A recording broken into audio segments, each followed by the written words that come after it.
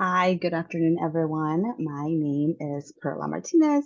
Thank you for joining us today in this Lunch and Learn for African American Music Appreciation Month. I am the DEI Administrator for the Office of Diversity, Equity, and Inclusion here in Franklin County. Today, I am joined by, wait, actually, I will let my guests introduce themselves. Willie, go ahead. Good afternoon. My name is Willie Williams. Um, I am currently living in Atlanta, Georgia, but I'm from Tuscaloosa, Alabama, home of the Crimson Tide, Roll Tide, somebody.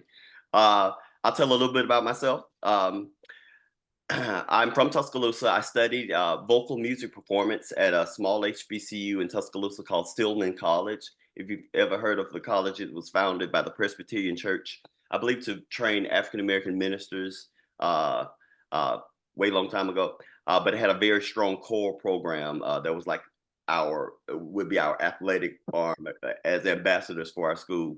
Um, anyway, that feeds into my background a whole lot as far as the choir and my getting my footing at Stillman. I studied vocal music performance there, and then I went on to study theater at the University of Alabama, also in Tuscaloosa. Of course, Alabama, the University of Alabama has its lots of layers of its own unique civil rights and Black history moments as well. Um, I earned my MFA in acting pedagogy from the University of Alabama. Then I went on to teach throughout the region. I've taught high school, I've taught college, I've directed choirs. Currently, I've just started a new job in Mobile, Alabama, teaching at Bishop State Community College. I serve as a choral director there, and I'm starting theater programming there as well. And I also work in civil rights tourism. I work with the Alabama Civil Rights Tourism Association. Been doing that for several years. And that work is very extensive and multi-layered, and it's caused me to start doing this type of thing for myself. My wife and I have created an LLC focused on young people and our history and how all of this stuff intersects. So um, I'm a really, I guess, eclectic kind of person. I'm all over the place as far as my background, but for the most part, I'm an educator, and music is my forte, I think, when it comes to all of my focuses. I'm an actor and a performer, and through my tours with civil rights tourism, I like to bring those tours and that history to life using the gifting that I have. Um, that's about it. I hope that made sense. Thank you, Willie. Jeff, you're muted. Jeff, you're muted. Sorry, I was gonna say that's a tough act to follow. But because I'm speaking to people in Franklin County, Ohio, I will go with the cheapest pop possible, and that is to get an OH. I am not a Buckeye, but I am married a woman from Ohio, and most of her family went to Ohio State. So, um, but anyway, Columbus is a great city, and I'm really happy to be speaking with y'all today. I'm Jeff Colath. I'm the executive director at Stax Museum of American Soul Music, Memphis, Tennessee, the only museum in the world dedicated to the interpretation and celebration of American soul music, which we like to think was created here in Memphis, Tennessee. We are on the corner of College and Macklemore, which is the ancestral home of Stax Records. We opened 21 years ago in 2003. I started in this job in 2015. For those of y'all that don't know, Stax Records is a company created by a man by the name of Jim Stewart, a white man, a country fiddle player from Middleton, Tennessee, who was playing in honky tonks around Memphis, and decided to make some records in his wife's uncle's garage, and did that in late 1957, made some country records. Country records didn't do much of anything, but discovered his love for recording and making music, but also decided that they needed to have a better equipment and a better facility. So that's when his sister, Estelle Axton, got involved, took out a second mortgage on her house, bought him a brand new Ampex tape recorder. They moved out to Brunswick, Tennessee, which is about 30 miles from where I'm sitting right now. and recorded their first Black artist, the Veltones, did a song called Fool in Love, 1 minute and 50 seconds long in 1959. That was the first record that got played on the radio, the first record that ever sold anything, and really set the course for what was going to become really the world's premier record label and celebrating soul music and rhythm and blues music. So Sam and Dave, Otis Redding, Booker T and the MGs, Carla Thomas, Rufus Thomas, Johnny Taylor, Eddie Floyd, William Bell, staple singers, Isaac Hayes, David Porter, on and on, over 900 singles, 280 LPs between 1957 and 1975. So that's where I'm sitting. Me, on the other hand, I am from a small town outside of Madison, Wisconsin, earned my undergraduate degree in public history from the University of Wisconsin-La Crosse, which is about 2 hours northwest of Madison on the Mississippi River. Went to graduate school at what is now Indiana University, Indianapolis. It is not IUPUI any longer, which is okay by me. And have a master's degree in public history and did my graduate work on soul music and civil rights in Indianapolis between 1967, 68, and 1974, and was able to interview a number of artists and really, start to understand the importance of community in music and how music reflects the community in which it is created. Especially when you're looking at these small independent record labels. These records are being made by your neighbors, by your cousins, your family members, your schoolmates, and they're reflecting what's going on in the community. And for a lot of these records, they never made it outside of Indianapolis. And so it was a really great way to understand sort of what happens on a micro level, and the importance of music and trends. Worked in military history for 8 years at the Wisconsin Veterans Museum after I left grad school. Worked at the Milwaukee County Historical Society, University of Wisconsin, Madison Center for the Humanities, and then have been at Stax since June 8th, 2015. I will be celebrating my 9th anniversary by judging the Ultimate Elvis Tribute Artist Competition in Tupelo, Mississippi this weekend, which I've done before.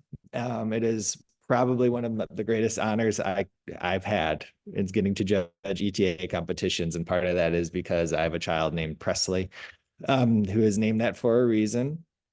And then actually I will be leaving this position at the end of June, and going to build a brand new museum across the river in Marion, Arkansas, the Sultana Disaster Museum, which will commemorate the loss of over 1,000 Civil War Union veterans in a terrible the America's deadliest maritime accident, which happened on the Mississippi River after the Civil War had ended in late April 1865. So it's been amazing to be here at Stax, but I'll still be around. They're going to keep me around and do some contract work, and as long as I, have some utility. But it's a pleasure to be here, and I'm excited to talk to you all about Stax and music and whatever else. Thank you both so much. That was such an engaging introduction. It makes me so happy to just hear you both talk about music and the civil rights movement, the history of Stax, all the things in the South. Since we were just recently were just there. Actually, our group, part of a group from our organization, just came back in May from another civil rights tour with the Alabama Civil Rights Tourism Association. 20 Great. of us went to Alabama, and then we made a pit stop in Atlanta this time around. So, it's all very fresh in our memories right now. So yeah, Willie, let's talk about a little bit of what you've seen during your tours and growing up in Alabama, regarding music and the civil rights movement in particular. Wow. What can you tell us about Um, well, I'll go back. I mentioned college. I'll start with, I guess, somewhere in there. Like I said, I'm from Tuscaloosa, Alabama. The grandson. I've been doing a lot of thought lately on my grandmother. I made a post about her recently. I don't know if you saw Perla. Mhm. Anyway, she was a singer. She was the daughter of sharecroppers, and it's interesting how you start at one place and how your origin kind of catches up with you. And I've been thinking about all this overlap lately. Anyway, so music. I was born to a family that music was always around. Music it's just second nature. It's another layer of life, like another layer of skin, if you will. My grandmother was a minister of sorts in her own little way for the time, in a very primitive Baptist church. And that's my earliest memories of music is her voice.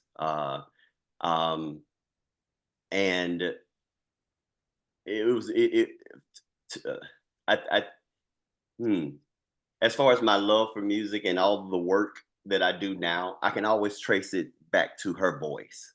Um, Studying music, I kind of chose to study music by default because it had always been around me. But as I began to study it, I started to find out uh, it was a lot more to music and not just something that took for granted so much. Now I look at music totally different, and I give a lot more credit to people like my grandma who would singing those simple songs. They're not so simple anymore. um, a lot of that I owe to my work through doing these civil rights tours. It makes you look back at history and things that you may have looked at in one way, and now it takes on a new life form. The school that I went to, Stillman College, had a beautiful choir that served as ambassadors, which was not a new trend in college HBCUs as far as Black music and spirituals was concerned. One of the most prominent groups was this group called the Fisk Jubilee Singers. From Fisk, I'm sorry, my dog is seeing a squirrel. From Fisk University. They went around they were former slaves and they went around the world singing spirituals. They even performed for the Queen of England at one time. And they served as ambassadors more or less for Black music. Um, uh, and then we see all of the same stuff that we see done through spirituals as far as spreading Black music took place again in the civil rights movement. When we talked, Pearl, on our tours on how during the civil rights movement you get this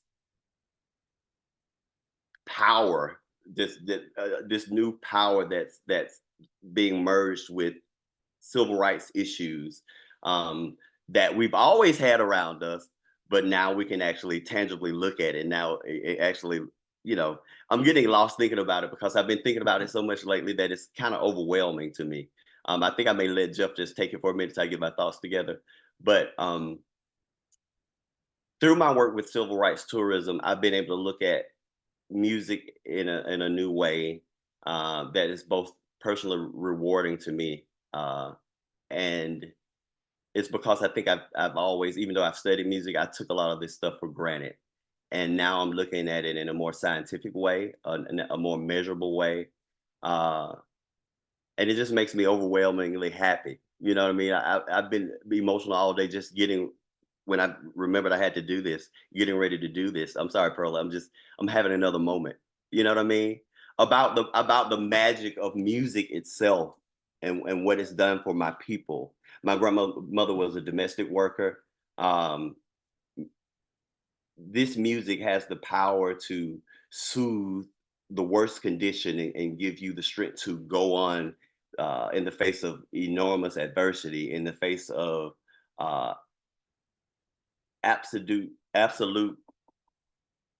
foolishness. You know what I mean? When we look at civil rights, we see all this complicitness that I talk about all the time to keep people down. But through the music of civil rights, you see something that is not combative, but it is combative. Uh, and it has had the power to unite people, and it gave them the incentive to keep going, when they had nothing. I don't know. I'm kind of lost in thought right now. No, it's completely, I understand, Willie. Well, your point just kind of brought me back to my memories of like visiting stamps. So Jeff, one of the first I think representations or displays when you walk into stamps in the museum part is that represent like that church, right? Can you talk to us a little bit more about that, please? Just church and the music and everything.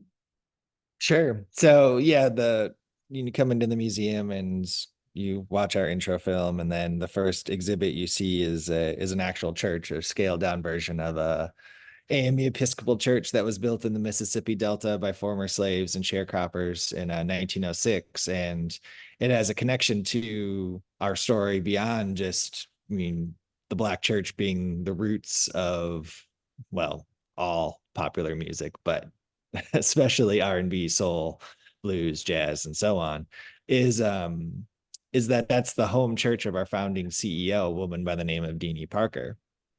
And so Miss Parker was born in Mississippi, born in the Delta, moved to Ohio as a young child, spent most of her formative years there, and then moved back to Memphis. Moved to Memphis in the early 1960s to finish high school, and graduated from Hamilton High School, which is down block and then about 2 miles south of where I am right now. It's where Carla Thomas went to school, among other folks. And she came to Stax in 1962 to 1963, having won a talent competition on Beale Street with her vocal group, the Baladors.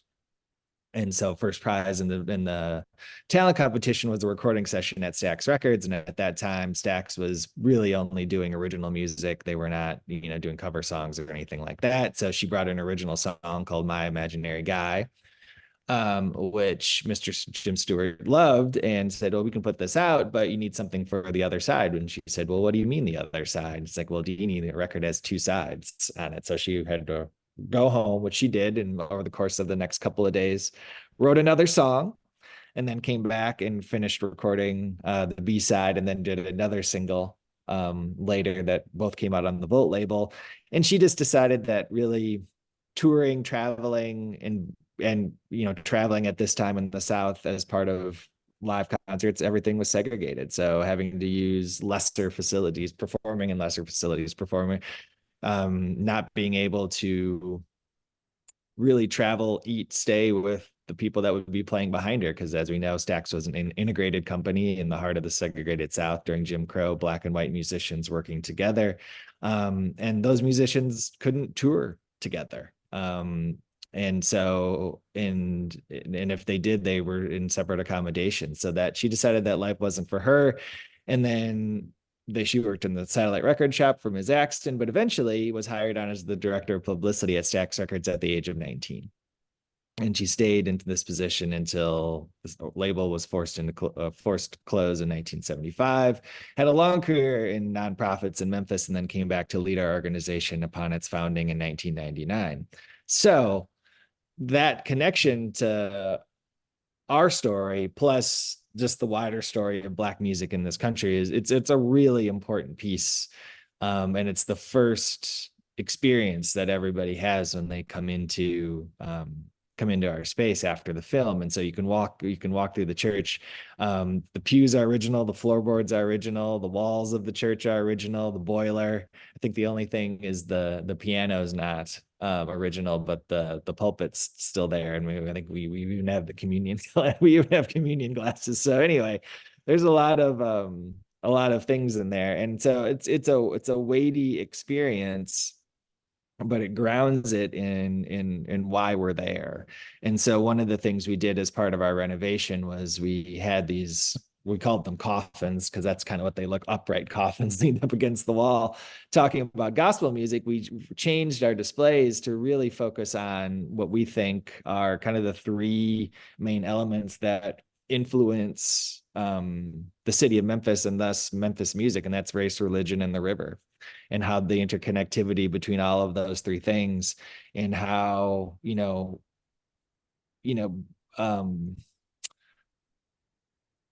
how segregation and Jim Crow laws in the city and ongoing racial issues in our city continue to shape and inspire music and art in the city currently. The idea of religion, both for Black and white, but especially just in our neighborhood in South Memphis and in Soulsville, USA.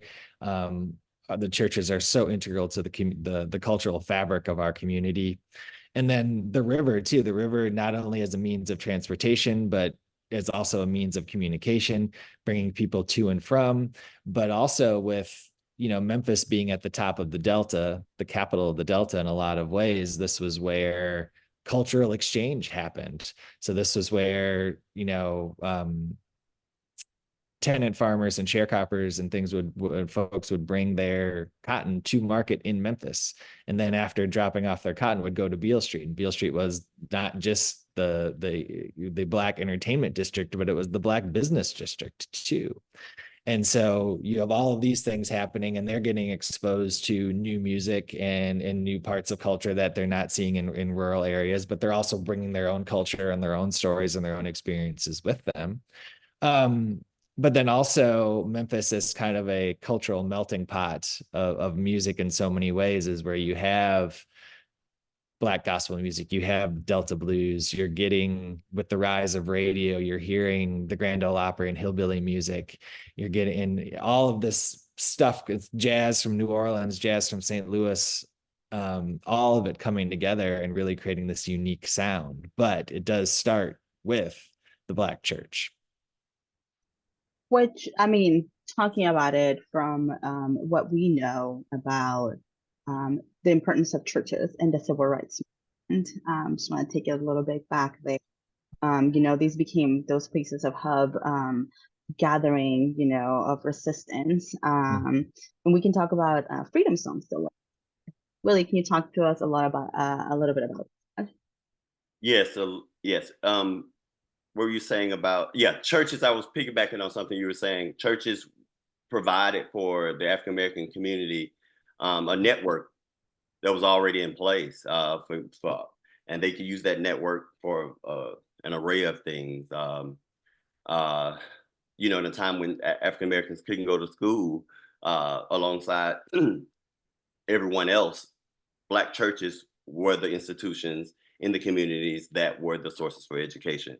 And every other social need that you could need was done, that you could need or that you needed, you got from the Black church. And I think we overlook that a lot, and I think we should shine even more light on the importance of that networking. A lot of the civil rights organizations that we know of today are built literally on the backs of those church networks. It's really, really sophisticated, beautiful work. But freedom songs and freedom music, of course, Jeff probably could talk even more extensively about this. I've never studied this professionally. I mean, officially, I guess you could say, but through experience, I have. So, freedom music was, of course, the music sung by participants of the civil rights movement.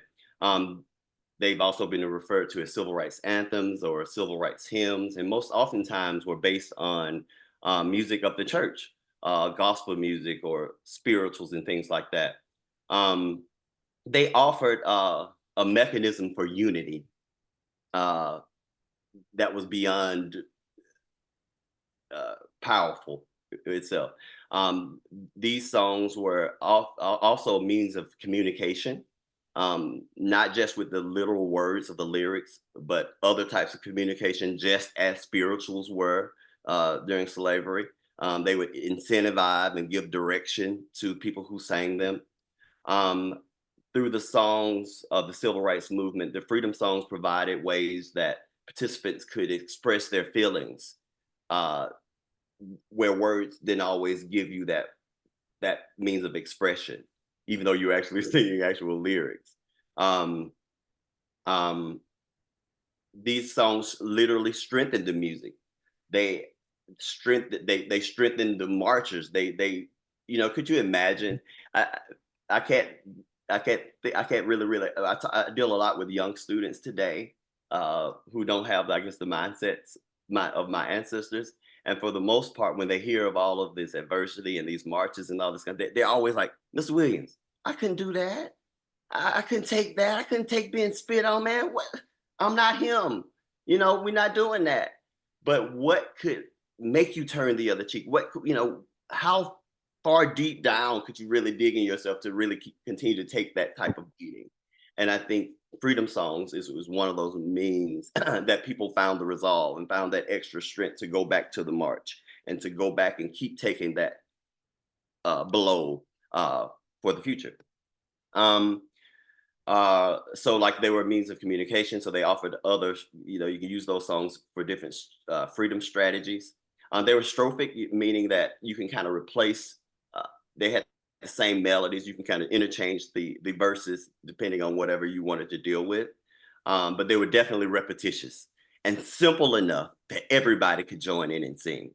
You don't want to have something so sophisticated that people can't get on the move, which of course adds into the unifying nature of this music and how anybody could sing it, anybody can join in, black and white.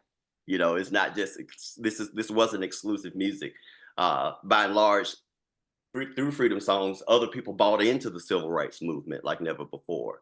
We have some of those iconic singers, Joan Baez and Peter, Paul, and Mary, and stuff like that, who joined the movement through the use of these freedom songs. Politically, the songs grabbed the attention of the nation, um, uh, through empathy or through whatever means. And I think that's through the power of music itself. You can go back to the Bible and talking about, the power of music and its ability to heal. I got a chance to speak briefly at a international conference in Birmingham called "There's a Balm in Gilead: Healing from the Events of 1963." That conference that was put on by Dr. Boyer. It was tied into the events at the 16th Street Baptist Church with the 4 little girls that were killed. But it was a huge conference. But anyway, we're talking about the healing power of music. And in my research for my little spiel, I was astonished to see all the different latest research having to do with the power of music itself, and how they're using music to heal in neonatal labs and things like that. So this is not surprising that this same music has the same power in civil rights. There's a unique story that Dr. Dawson, I believe, at Tabernacle Baptist Church talks about. Tabernacle claims a lot of things when it comes to civil rights, but they talk about a moment when the Selma sheriff, who had more or less deputized citizens throughout Selma, racist citizens throughout Selma, to more or less police the blacks. And at one of the very, very first voting rights, what became known as one of the first voting rights registration mass meetings at Tabernacle Baptist Church, you get all of these policemen and recently deputized citizens with weapons and things surrounding a church, the congregants in this beautiful church, and they're having a mass meeting. And of course, they're there to oppress them in some way. And song erupts. And through that singing, hands clapping, rocking back and forth, I would even argue the Holy Spirit enters. And those people, even though they have this, not just a relative thought of oppression, but physical oppression staring them in their faces, she claims that's one of the very starts of using freedom songs in this way. So anyway, to tie this up, that freedom songs were mostly church songs that you could interchange with songs of the movement. You could interchange these very familiar melodies with songs and with names of the oppressors. Ain't gonna let nobody turn me around. I can say, ain't gonna let George Wallace turn me around. I ain't gonna let mean old Sheriff Clark turn me around. They were not always sad songs. They were happy songs. Some happy-go-lucky songs, some were deeper than others. But it's a beautiful tapestry of music that has lots and lots of layers and a lot of iconic, notable people that are worth looking at. Like one group that comes to mind, Bernice Reagan Johnson, Sweet Honey in the Rock, and a lot of others. I don't know why that one just came to my mind. I hope Thank that you for answers. that. Yeah, no, it did. Thank you for that, Willie. It just really brings me back to being at Tabernacle and talking to Dr. Dawson, and I know I've heard that story too. She is very powerful. Jeff, touching on civil rights, I know Stax has a long history of being like an integrated.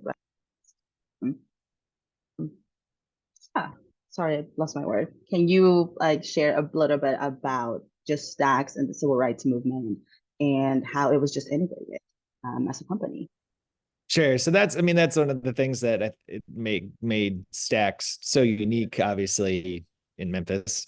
But I think, part of that, especially when you watch the new HBO docuseries about Stax, which I hope all of you will watch, is they talk about that happening here in South Memphis, and which was a part of the city that had transitioned from a white working class neighborhood to a black working class neighborhood by the time Stax came here in 1960.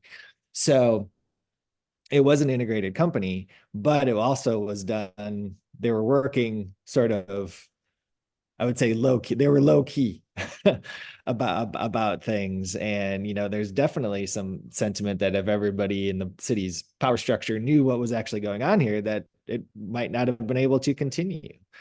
And so so yes, black and white working together in the heart of the segregated South.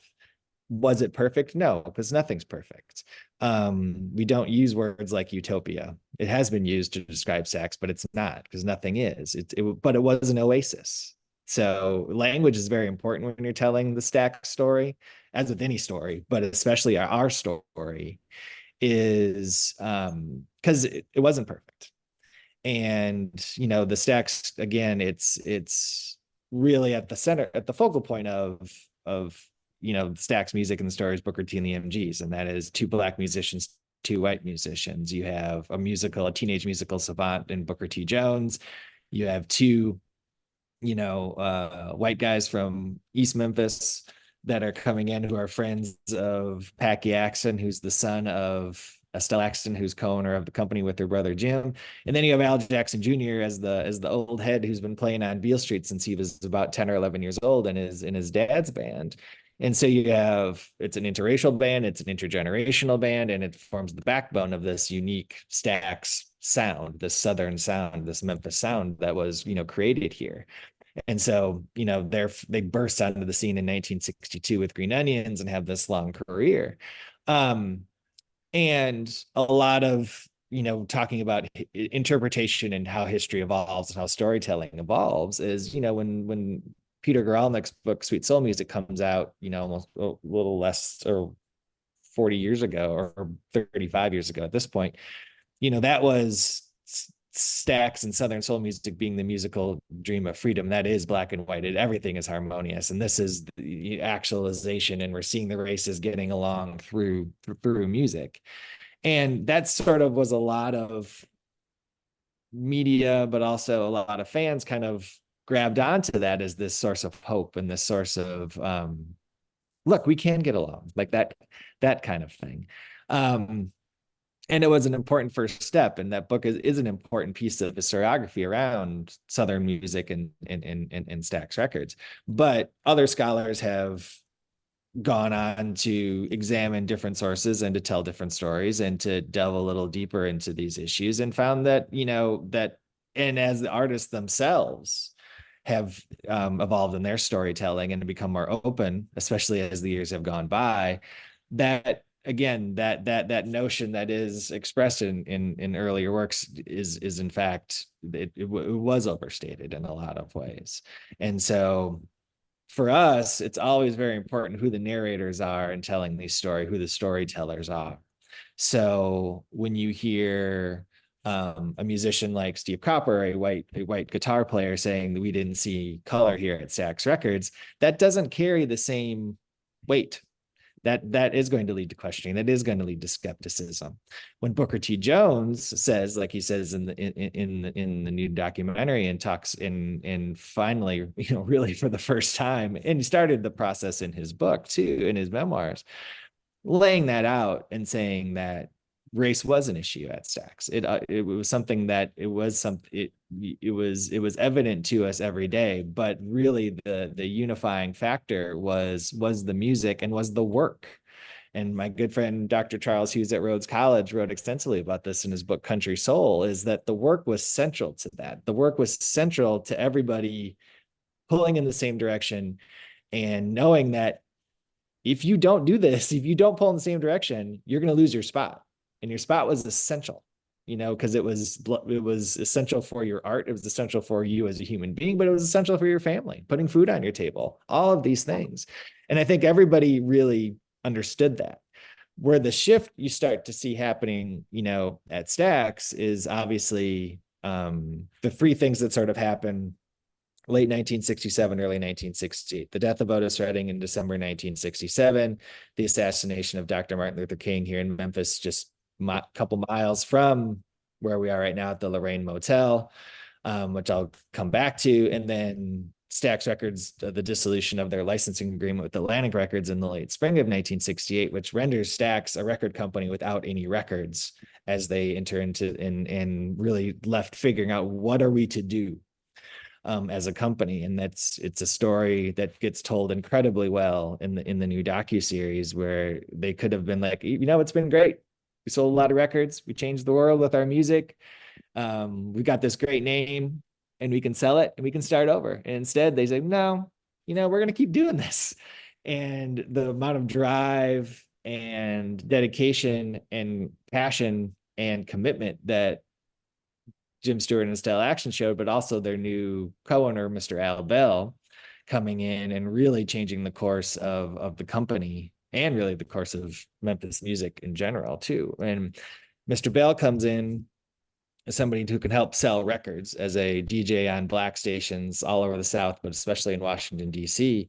He is the one that takes Stax in a direction away from this notion of towards the direction of we are going to support the communities that are supporting us. And that is the Black listening community. Stax was always, Motown's fine. It's not my thing. Motown's fine. But Motown is pop music. Motown is music that was created for the sound of young America. It is created for the broadest audience possible. That's why those records sound so sweet and so good. And the assembly line process that Barry Gordy learned while working in auto plants in Detroit was that it sounded good on an AM radio. It would sound good on your parents' console stereo.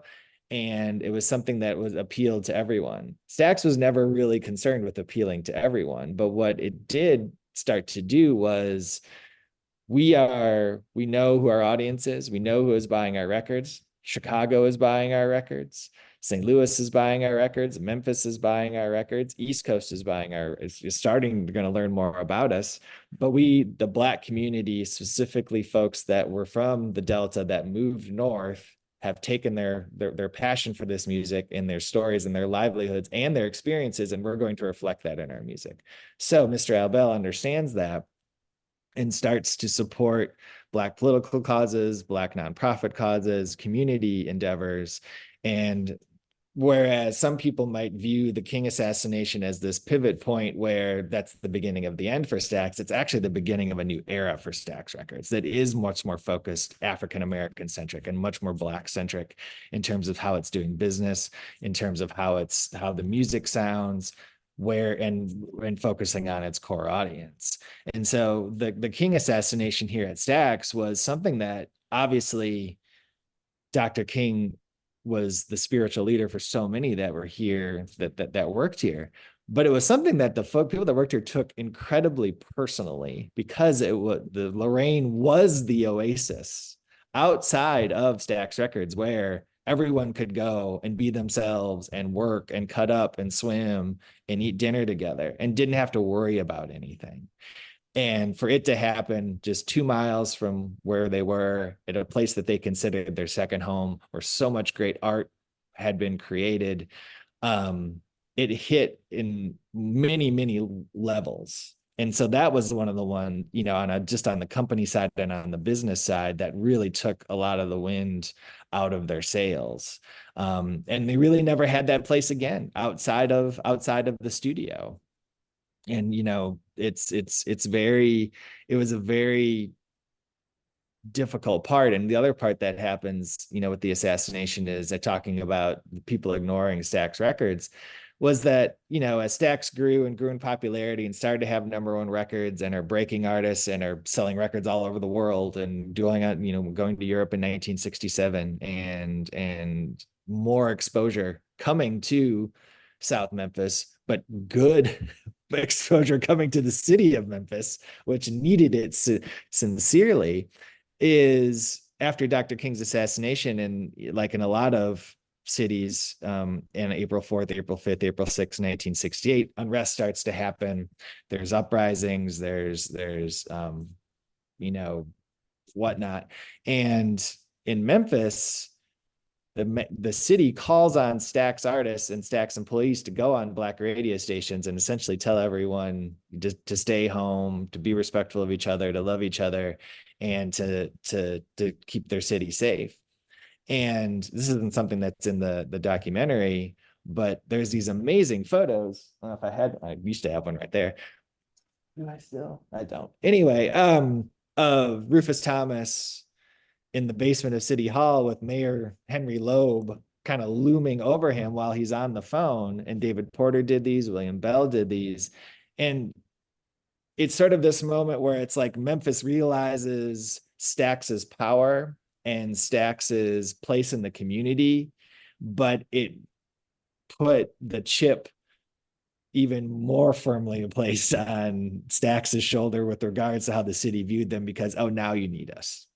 Now you're paying attention to us because you realize what's at risk here, because of things that have happened because of the same people, the incredible racism that existed that led to Dr. King's assassination existed in this city too, and was brought about by people with very similar mindsets. And so that's a story that always has stuck with me, because you see it and sort of like, if you view it one way, it's acceptance.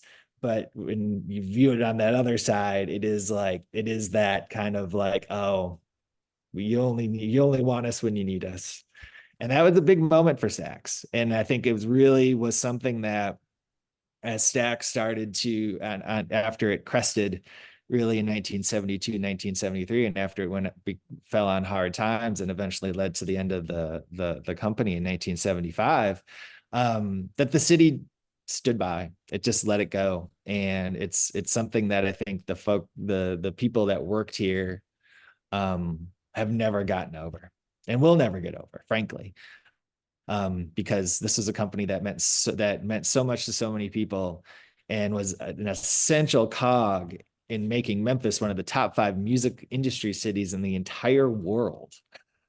It's amazing to think that, after New York, Chicago, after New York, London, Los Angeles, and Nashville, Memphis was 5th. And they talk about this in the docuseries. And they just let it go. And it killed the music industry in this city. And that's one of the things they talk about in the docuseries, and when something that, we've been discussing amongst ourselves and in with what we call Stax alumni, but we've finally included in our interpretation in the museum is the role is the central role that race played in that happening. Yeah. It's undeniable. That's so interesting. Yeah, go ahead, Willie. Oh, well, he said, Jeff, you said a lot of interesting things, but if I could say one thing on the back of that, Jeff, I've done at least 2, maybe 3 music tours that kind of combine civil rights, Yeah. and I'm new at that. I've done a couple that have gone to Muscle Shoals, Muscle Shoals Sound Studios as well. Yeah. And this little story, the iconic group, the Staple Singers. Yeah. I know a place, ain't nobody crying. I grew up with that song my whole life, jammed to it my whole life, but never knew about the Swampers being an all-white band and all that kind of stuff. So that history has had me in the chokehold. But it goes back to your point about the power of music again, and people, to a certain degree, almost forgetting that that race is a part of this thing, or at least putting race in another seat, so that we can at least create money and a living, and also create this beautiful music. But Pearl, my point is, I never knew that was a black band. I mean, that was a white band. Nobody did. I thought that was one of the most black things that I ever heard. But it goes back to his point, about places like Stax and other places that, through the power of music, we're able to kind of just make people forget the times. And I think that goes to the power of music, that at least we suspend it's in theater. We talk about it. We call it the willing suspension of disbelief. Like all of, we willingly go into this, this utopia, if you want to call it that. Maybe it was never a utopia. And then, of course, you're talking about the death of Dr. King polarizing us again. And I think that's what music did through the marches. It takes you to another place. It lifts you out of this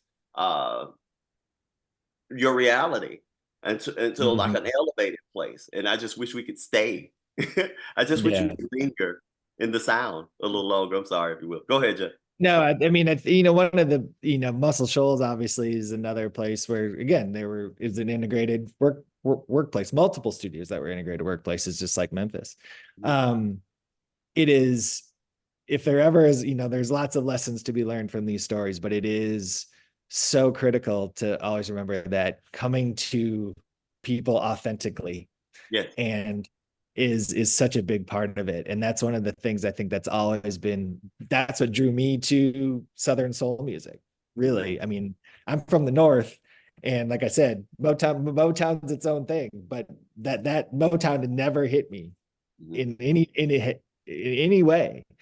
But Southern soul music, and I think a lot of it is because the genre is Southern. There is genre within there. You can break it down with gospel, blues, R&B, soul, country, whatever we want to say. But it is that sort of shared working class, lower class existence that does exist, that shaped, parallel genres that are seen as white country music, blues seen as black music, that the messages are the same. The stories are the same. The lived experiences, obviously, there is some similarities there too, but there's obviously great differences. So I think that's one of the things that, is what made a lot of this work, was that, we talk about it in our film. It's, Isaac Hayes and Rufus Thomas were listening to the Grand Ole Opry just like Steve Cropper and Duck Dunn were. The country music inspired them, and then finding the music that touches you, finding that the thing that really sort of makes your heart leap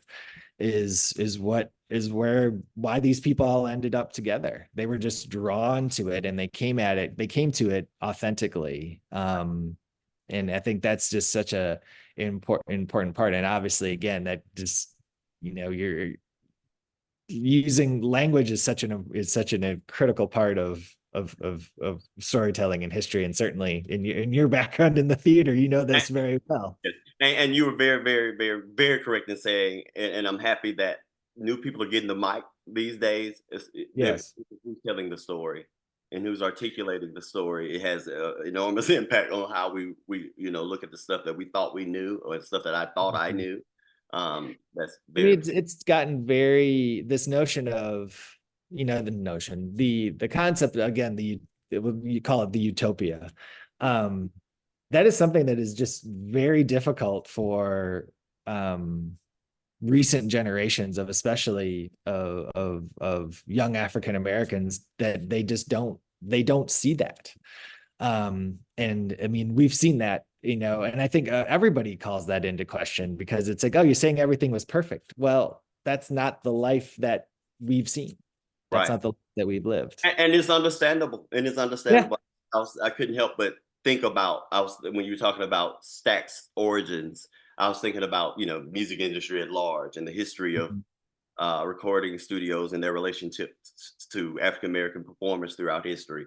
So there's this huge horrific history and Yeah. mistrust.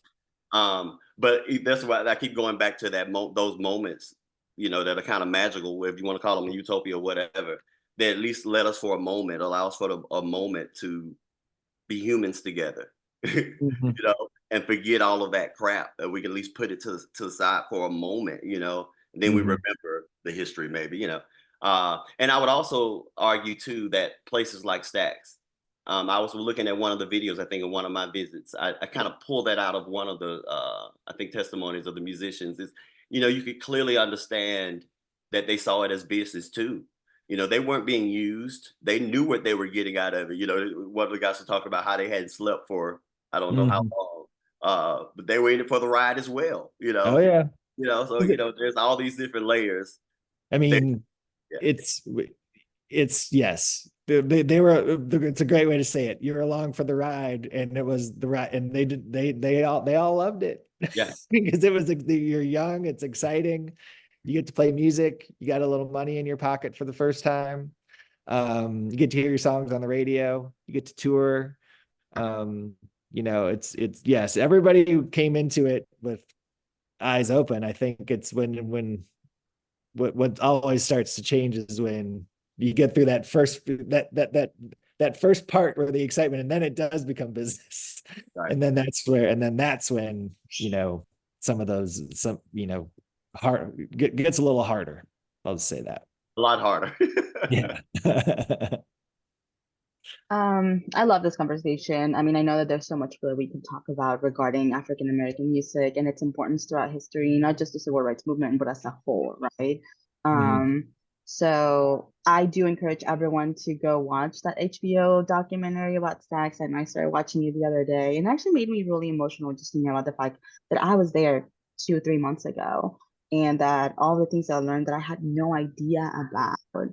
I know that there's also a lot of work that Stats is doing in the community with the Soulsbills Foundation. Do you want to touch a little bit on that, Oh, Jeff? sure.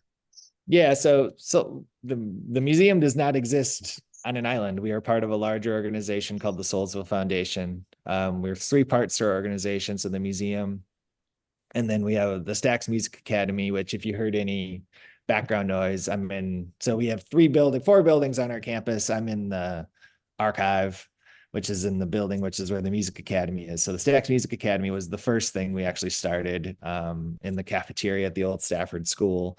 And it's been around since the year 2000, and it's an after school music program for grades 6 through 12, and really was started as we started to see arts and music dwindle in a lot of places in Memphis city schools, was a response to that, but also just a response to the need for high quality music education, but also high quality after school programming too, safe places for young people to go. And so serves around 100 students every year in various ensembles. The rhythm section, which is the thing that we're most known for, that's traveled all over the world to play. There's Street Corner Harmonies, which is the vocal group. There is a jazz group. There's a songwriting class. Music production and engineering, which is the new thing. And really, it's training young musicians. It's training young people that if they're interested in careers in music, it's giving them the skills and the tools and the access they need to professionals and technology and such to practice their craft, but also just creating good citizens and informed citizens and being parts of their community and understanding the importance of giving back and what is possible with a place like this. And then the Soulsville Charter School, which is a public charter school, 660 students, also grades 6 through 12, 100% graduation rate, 100% college placement. Not a music rich environment like the Music Academy is. It's a college preparatory academy. It does have some music programs, but really it's, the big shift that I've seen in my time here is when I started, it was very much geared towards getting students to four-year schools. Now the great understanding of four-year schools not for everybody, and Tennessee has incredible programs for free two-year school through the Tennessee Promise Scholarship for any of the two-year state liberal arts schools or the Tennessee College of Applied Technology schools. So really it's just the buzz phrase we use is post-secondary pathway of their choosing, but There you really it's go. building skills for lifelong learning and skills for life success. So every student does apply to college. Every student does get into school. Our valedictorian this year at the school is going to Johns Hopkins next year, which is incredible. Nice. And so many of our young people, Memphis is like a lot of cities. Memphis is at a moment where there's still inequity, there's still inequality, there still is a disparate access to services. Crime is a concern, certainly in this city, among other things. And so for us, it's really important that we see our young people, if they're able to stay and contribute, or if they leave and come back and want to become continue to be essential parts of this community. Memphis, being an outsider, Memphis is a place, they always say if you embrace Memphis, Memphis will embrace you back. There is some truth to that. But also it's making sure that, the city can get over the hump too. And I think Right. our young people have played such an essential role over the last 2 decades in being part of this community and adding to it and doing some really remarkable things. That's awesome. That's amazing. I know we don't have a lot of time left, and I could go on and on with this. But in order to close it out, and I just want to thank you both so much for your time. I know it's a quick hour. We didn't just grace the surface of like a much larger subject that everyone should be informed about. And I would just close it out with, can you give me um, a reason why or um, it is important to keep uplifting one African American music and learning about the history of music. Jeff? Well, I mean, to me, I mean, thinking about our story, I mean, it's a rich American story. And I think for us, it's helping us. Telling the story of Stax Records really tells us, um, hmm, I'm parsing my words, and I usually never do that. It's very, always use the Stax Records story as an entry. It's such an entry point for understanding our city, and it's really for understanding, how we are, where we were, where we're going, and where we want to be.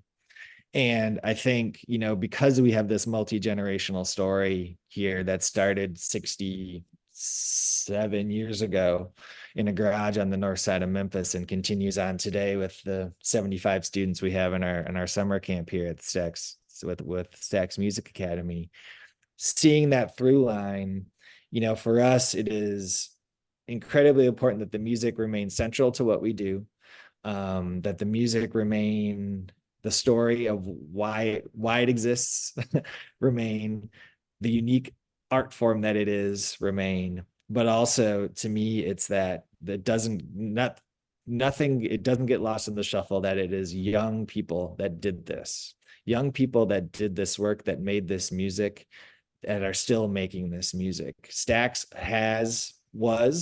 is, and will be a place for youth opportunity and empowerment. And, back then it was through Stax Records, it was through the Satellite Record Shop, it was for working for Miss Deanie, it was for working for Miss Axton, it was for working in the studio with Mr. Stewart, whatever it might be. Now it is education. And now it is music education, and it is college preparatory education. And music is at the center of that. And so sometimes as an organization, those of us that work here, we get a little frustrated when folks on our campus don't understand that.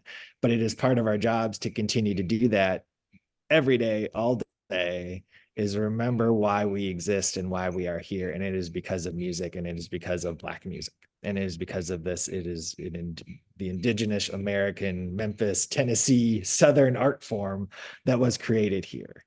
And it's unique to us. We need to embrace that uniqueness, but also need to understand that music like this does exist elsewhere, but what we do with it and the stories we tell around it are essential and are unique to us. Oh, really? I think Jeff said it all. Can you hear me? Yeah. No, he began his answer. I think you asked, why is it important that we continue this music, and why is it important that we continue to teach it? Uplifting African American music and its Yeah. history, yes.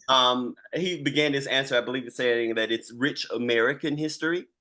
And I think because we have to phrase that answer that way, it points to the importance of why we have to keep doing it this way, and pointing out the specific times in history where, about this specific African American music, until it becomes a part of American history, the American history tapestry. That is the norm. That we don't have to make those distinctions when we talk about music. That we do see it a part of this American tapestry, and we own that as American history. But until we don't have to do that, until we don't have to quantify that and put things in its place, then we're not there, and we got a lot of work to do. This isn't African American music. This is, I mean, it is African American history. It is rich African American history. It is rich African American music, but it is American.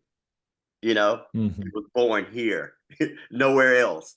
It's specific Yeah. to this land, you know. And I think we do ourselves a huge disservice. And the last thing I'd like to add, like young people, when they make new music today, you know, as far as where I see music going, they have this notion that they're doing things from scratch. And I feel like if they connect the dots to what's already being done, then they can build even stronger structures into the future. You know, they don't have to start from nowhere. They had these conversations, same conversations 50 years ago. You know, start from there, build on what's there.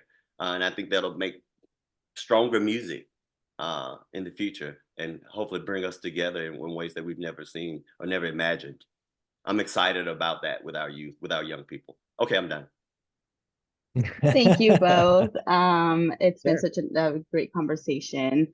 And I just wanted to uplift two things again. One, the HBO Stacks docu-series that is just actually was released not too long ago. Please go watch that. Also, Mr. Willie was singing with the Tuscaloosa Orchestra, right? Symphony Orchestra Yeah. back in April. Yes.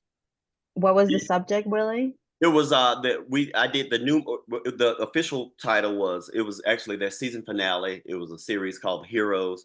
It featured a piece called The New Morning for the World. It was a celebration of Dr. King's uh, more or less messaging, and it combined it with an orchestral piece by Joseph Swerner.